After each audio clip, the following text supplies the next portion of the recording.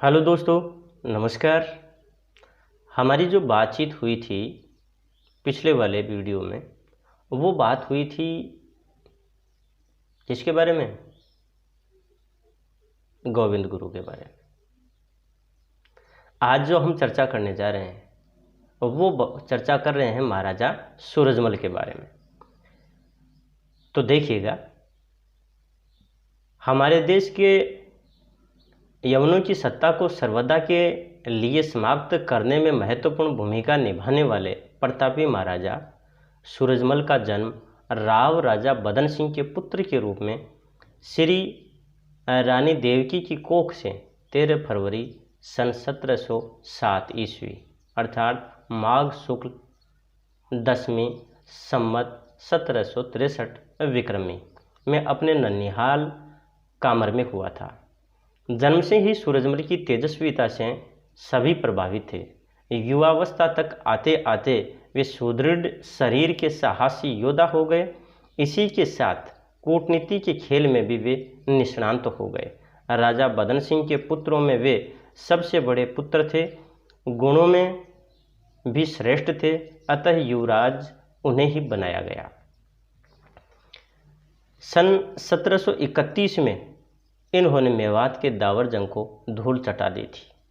प्यारे विद्यार्थियों, यहाँ पर जो बात महाराजा सूरजमल के बारे में बताई गई है वो ये है कि हमारे देश में जो यवन थे यानी कि उनकी सत्ता कायम हो गई थी और उसको समाप्त करने के लिए इन्होंने भरपूर प्रयास किया, भूमिका निभाई और इनका जो जन्म है वो राव राजा बदन सिंह के पुत्र के रूप में श्री रानी देवकी की कोख से 13 फरवरी 1907 ईस्वी को हुआ और वो भी इनके ननिहाल कामर में हुआ। और ये जन्म से ही बहुत ज़्यादा प्रतिभाशाली थे, इनके भीतर तेज था, ये तेजस्वी थे और इस कारण इनसे सभी प्रभावित थे। और युवावस्था तक आते आते तो ये एकदम सुदृढ़ हो गए, इनका शरीर बहुत ही सुदृढ़ बना। वहीं पर ये एक साहसी और योद्धा के रूप में लोगों को नजर आने लगे। इन्हीं के साथ यानी कि इनके भीतर कूटनीति बहुत ज़्यादा कूट के भरी हुई थी, उसमें ये निष्णांत थे अर्थात प्रवीण थे। राजा बदन सिंह के पुत्रों में से सबसे बड़े थे और गुणों में भी ये सबसे ज़्यादा श्रेष्ठ थे, इसलिए युवराज इन्हें बनाया गया। और सन 1731 में इन्होंने मेवात का जो दावर जंग था उसमें यानी कि परास्त कर दिया, उसे परास्त किया, धूल चटा दी। उसी क्रम में आगे देखिएगा कि नवंबर 1745 में उन्होंने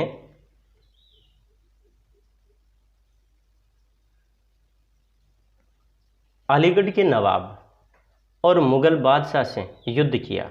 दोनों पक्ष सूरजमल की सहायता पा लेने को उत्सुक थे। सन 1750 में दिल्ली के बादशाह के मीर बख्शी सलावत खान ने सूरजमल पर आक्रमण कर दिया। नारनौल के पास रात के अंधेरे में सलावत खां की छावनी पर सिंह झपट्टा मारकर सूरजमल ने उसे आत्मसमर्पण के लिए मजबूर कर दिया। संधि में जो शर्तें तय हुई वे युवराज सूरजमल की राष्ट्रीय भावना की परिचायक हैं। प्यारे विद्यार्थियों, इन्होंने जो अलीगढ़ का जो नवाब मुगल बादशाह था और जो मुगल बादशाह उनसे यानी कि युद्ध किया। जो दोनों पक्ष हैं वो सूरजमल की सहायता प्राप्त करने के काफ़ी उत्साही थे। 1750 ईस्वी में दिल्ली का जो बादशाह था मीर बख्शी सलावत खां, उसने भी यानी कि सूरजमल पर आक्रमण कर दिया था, परंतु नारनौल के पास रात के अंधेरे में सलावत खां की जो छावनी थी उसके ऊपर इन्होंने एक तरह से सिंह झपट्टा मारकर अचानक से युद्ध करके और उसे आत्मसमर्पण के लिए मजबूर कर लिया था। इन दोनों के मध्य जो संधि की शर्तें जो तय हुई थी उसमें जो युवराज सूरजमल है उसकी राष्ट्रीय भावना देखने को मिलती है। और यहाँ पर यह प्रश्न भी बनता है कि सूरजमल की राष्ट्रीय भावना का परिचय किस प्रकार से मिलता है, या हम कैसे कह सकते हैं कि जो सूरजमल है वो काफ़ी राष्ट्रभूमि से या अपने राष्ट्र से प्रेम करने वाले थे। तो देखिएगा उनकी शर्तों के बारे में।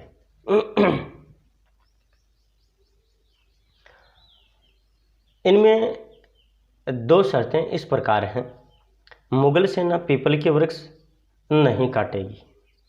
दूसरी शर्त, मंदिरों का अपमान नहीं किया जाएगा, न ही किसी देवालय को क्षति पहुंचाई जाएगी। प्यारे विद्यार्थियों, यानी कि राष्ट्रीय भावना की परिचायक इन शर्तों को हम देख सकते हैं, जिनमें एक तो थी कि जो हिंदू धर्म का पावन जो वृक्ष है पीपल का वृक्ष, यानी मुगल सेना उस वृक्ष को कभी नहीं काटेगी। एक शर्त तो ये रखी। दूसरी जो शर्त है वो ये रखी कि जो धार्मिक स्थल, यानी हिंदू धर्म के जो धार्मिक स्थल अर्थात जो मंदिर हैं, उन मंदिरों का कभी भी कोई अपमान नहीं किया जाएगा और उन मंदिरों को तोड़ा फोड़ा नहीं जाएगा। इस प्रकार से इनकी जो राष्ट्रीय भावना है वो हमारे सामने झलकती है, परिलक्षित होती है। उसी क्रम में आगे देखिए,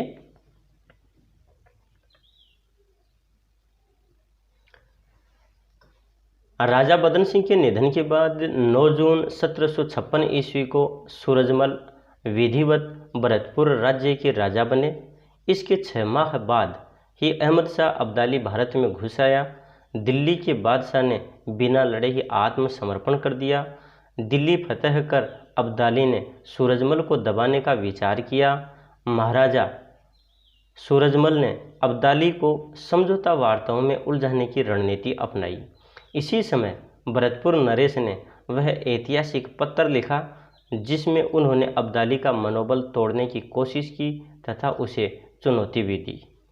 प्यारे विद्यार्थियों, यहाँ पर जो राजा बदन सिंह हैं उनकी मृत्यु के बाद 9 जून 1756 ईस्वी को जो सूरजमल हैं वो भरतपुर के राजा बन गए और इसके 6 महीने बाद में ही जो अहमद शाह अब्दाली था उसने भारत पर आक्रमण कर दिया।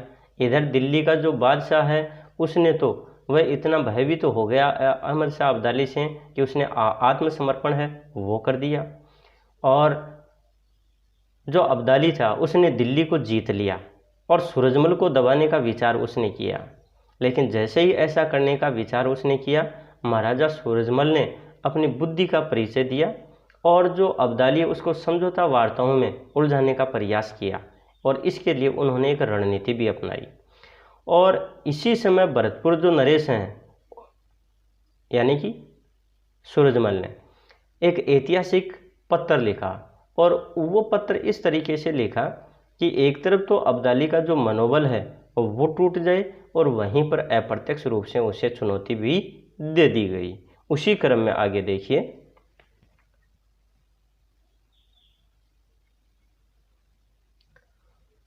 पत्र पढ़ने के बाद उसे डीग, कुम्हेर, भरतपुर के सुदृढ़ किलों की ओर बढ़ने की हिम्मत ही नहीं हुई। इस प्रकार तुर्कों को उन्हीं के हथियार से मात देने वाला छत्रपति शिवाजी महाराज श्री का एक और वीर पुरुष भारत की धरती पर अवतरित हुआ था। दिल्ली से मुगलों को पूरी तरह हटा देने का जिम्मा जब महाराजा सूरजमल पर आया तो पहले उन्होंने आगरा से मुगल सत्ता समाप्त कर किले पर अधिकार कर लिया। कुछ ही समय में उन्होंने दक्षिण में चंबल तक के क्षेत्र पर विजय पताका फहराई। पूर्व दिशा में हरियाणा का पूरा क्षेत्र भी उनके अधिकार में आ चुका था। अलीगढ़, हापुड़ तथा गढ़ मुक्तेश्वर तक अपने प्रभाव का विस्तार कर लिया था। आगरा में मुगल आक्रमणकारियों के सभी निशान हटाते हुए महाराजा ने पूरे दुर्ग को दूध व यमुना जल से धुलवाया। उसके बाद शास्त्रोक्त विधि से हवन कर आगरा नगरी को यवनों के दुष्प्रभावों से मुक्त किया। तो प्यारे विद्यार्थियों, यहाँ पर महाराजा सूरजमल के संदर्भ में आगे बताया गया है कि वो जैसे ही ऐतिहासिक पत्र पढ़ा उसके बाद में जो अब्दाली था उसने डीग, कुम्हेर और भरतपुर के जो किले थे उनकी तरफ तो देखने की कोशिश ही नहीं की और इस प्रकार से तुर्कों को उन्हीं के हथियार से मात देने वाले छत्रपति शिवाजी के समान, यानी कि इनकी तुलना शिवाजी से की गई है, वीर पुरुष भारत की धरती पर अवतरित हुआ।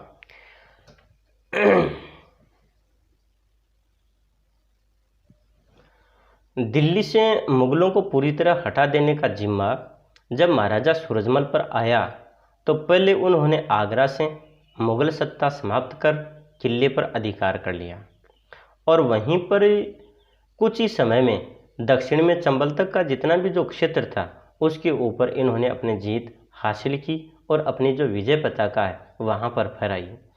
पूर्व दिशा में हरियाणा का जो पूरा क्षेत्र था उसके ऊपर भी इन्होंने अधिकार कर लिया था। वहीं पर जैसे अलीगढ़ है, हापुड़ है, गढ़ मुक्तेश्वर है, वहाँ तक इन्होंने अपना विस्तार कर लिया था। और आगरा में मुगलों के आक्रमण के सभी निशान हटाते हुए इन्होंने पूरे दुर्ग को दूध और यमुना के जल से उसे धुलवाया और उसके बाद में शास्त्रोक्त विधि से यानी शास्त्रों के अनुसार इन्होंने हवन किया और आगरा नगरी को यमुना के दुष्प्रभाव से इन्होंने हमेशा के लिए मुक्त कर लिया। इस प्रकार से यानी कि जो भरतपुर के राजा सूरजमल हैं उनकी जो छवि है वो लोगों के सामने एक राष्ट्रभक्त के रूप में सामने उभर करके आती है। तो प्यारे विद्यार्थियों, हमें इनके बारे में पूर्ण रूप से इस प्रकार से ये जानकारी मिली है जिसका हमें ध्यान रखना है।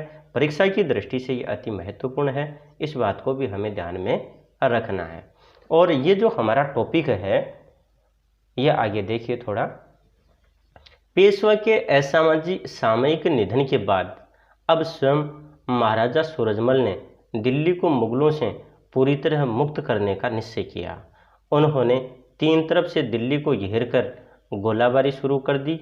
रोहेले भरतपुर के वीरों की मार से लगातार पीछे हटते जा रहे थे। ऐसे समय महाराजा हिंडन नदी के एक नाले को पार करने आगे बढ़े, तभी वहां छिपे बैठे रोहेले बंदूकचियों ने जबरदस्त गोलाबारी शुरू कर दी। अचानक हुए हमले से सैनिक संभलते तब तक महाराजा सूरजमल के प्राणघातक चोट लग चुकी थी। रविवार 25 दिसंबर 1763 ईस्वी के दिन सायंकाल लगभग 5 बजे महाराजा सूरजमल का निधन हो गया। प्यारे विद्यार्थियों, यहाँ पर जो आगरा नगरी है यानी कि उसको एक तरह से यवनों से मुक्त करवा लिया। अब वहीं पर जो सूरजमल हैं उन्होंने दिल्ली को भी मुगलों से मुक्त कराने का पूरा प्रयास किया और इसी वजह से उन्होंने क्या दिल्ली को तीन तरफ से घेर करके और वहाँ पर दुश्मनों पर गोलाबारी शुरू कर दी। इधर जो रोहिले भरतपुर के जो वीर हैं उनकी मार से यानी कि ये रोहिले पीछे हटते चले जा रहे थे, शत्रु जो हैं वो पीछे हटते चले जा रहे थे। और महाराजा जो सूरजमल हैं वो हिंडन नदी को जैसे ही पार कर रहे थे, वहाँ पर एक नाला था उसको पार कर रहे थे, तो वहाँ पर जो शत्रु हैं जो रोहिले हैं वो वहाँ बैठे हुए थे और अचानक से उनके ऊपर गोलाबारी कर दी। और उनके जो सैनिक संभल थे उससे पहले तो महाराजा जो सूरजमल हैं उनको प्राणघातक चोट लग चुकी थी। और तत्पश्चात रविवार 25 दिसंबर 1763 ईस्वी को शाम 5 बजे के लगभग सूरजमल हैं वो हमेशा के लिए इस सांसारिक जीवन से विदा ले चुके थे। ये बात हुई प्यारे विद्यार्थियों सूरजमल के बारे में और इनकी राष्ट्रभक्ति के बारे में। और इस प्रकार से यानी कि ये जो अपना जो टॉपिक है वो पूर्ण होता है। अब हम एक नए वीडियो के साथ फिर से आप लोगों से मुलाकात करेंगे। प्यारे विद्यार्थियों, मेरा आपसे आग्रह है कि आप लोग इस चैनल को अगर आपने सब्सक्राइब अभी तक नहीं किया है तो इसको सब्सक्राइब कीजिएगा और ज़्यादा से ज़्यादा इसको शेयर कीजिएगा, ताकि आपके जो भी साथीगण हैं या आपसे जुड़े हुए जो भी आपके चिर परिचित हैं जिनको यानी कि इस विषय से संबंधित ज़रूरत है उनको ज़्यादा से ज़्यादा लाभ मिल सके। और अब हम नए बिंदु के साथ आपसे फिर मिलेंगे, तब तक के लिए नमस्कार, धन्यवाद।